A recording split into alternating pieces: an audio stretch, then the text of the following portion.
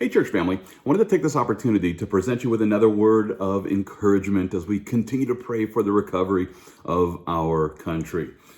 It was in a previous video when I informed you about the Supreme Court decision that occurred on Friday, July the 24th. And it was at that point in time when a majority of the justices on the Supreme Court, they showed the entire world that they are now unwilling to protect and uphold the First Amendment rights of the Christian church. In response to this obvious injustice, one Supreme Court justice, his name is Neil Gorsuch, he declared this. He says, "There is no world in which the Constitution permits Nevada to favor Caesar's palace over Calvary Chapel." In other words, according to Justice Gorsuch, there's no constitutional justification for the executive orders that many governors and many mayors have created, all in an attempt to stop Christians from congregating together, all the while allowing businesses like casinos to allow their patrons to gather in mass. Sadly, this hasn't stopped some leaders from ordering the church to shutter their doors, and it's for this reason that many churches are now beginning to rise up against this obvious, unconstitutional oppression. One pastor at a large church in California, well, he's now inviting his congregation to join him for weekly peaceful protests. I love that. Another church in Nevada is now meeting at a casino because it's legal to congregate together at the casino. Then there's the church in Pennsylvania that held a worship service at their local Walmart as Christians gathered together in the aisles of Walmart and began singing the praises of our Savior Jesus. Now, I realize that there are many who insist these Christians are horrible people. They're putting the lives of others at risk. Now, listen, nobody's making you go to their church. Nobody's making you go and breathe their air as they sing songs of praise.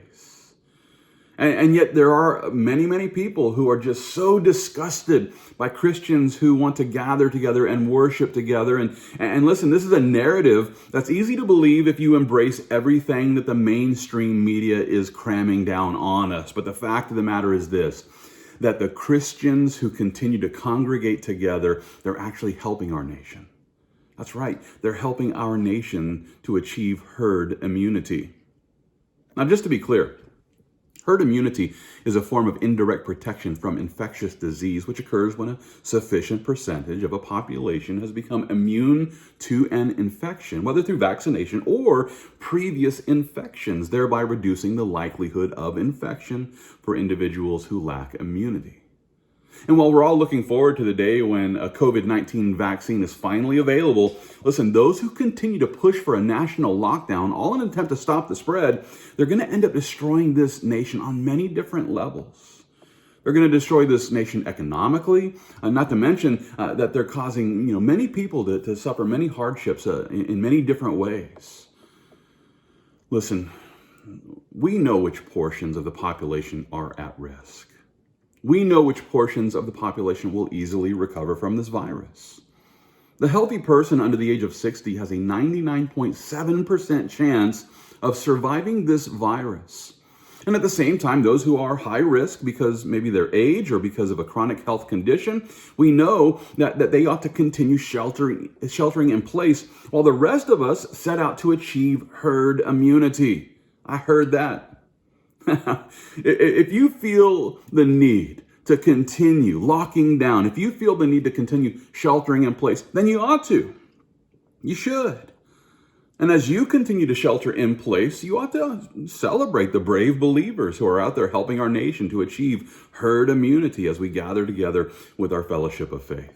Rather than closing the doors of the church with unconstitutional executive orders, the leaders of our nation ought to protect our First Amendment rights so that every American can enjoy the freedom to worship the Lord with our Christian congregation as we attempt to achieve herd immunity here in America. Christian, listen, it's important for us to understand. The church was established by believers who were willing to risk their lives for the sake of Jesus Christ. The Christian church is built upon a foundation of believers who are willing to go into the world with a gospel message and die for the sake of Jesus Christ. Therefore, rather than giving into the peer pressure of the angry mob that supports their mass gatherings while denying ours, we have to take a stand against this. Of course, taking a stand 6 feet apart. But regardless, let's take a stand together. Let's stand against this new normal that criminalizes Christian congregations with unconstitutional orders while allowing people to gather en masse at casinos.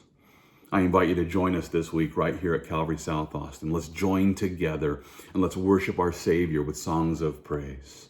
If you'd like to know more about our service times and the measures that we're taking to sanitize our facilities, well, you can find all this information right here at calvarysouthaustin.com. I hope to see you soon, but until then, let's continue to fight the good fight of faith, all for the glory of God.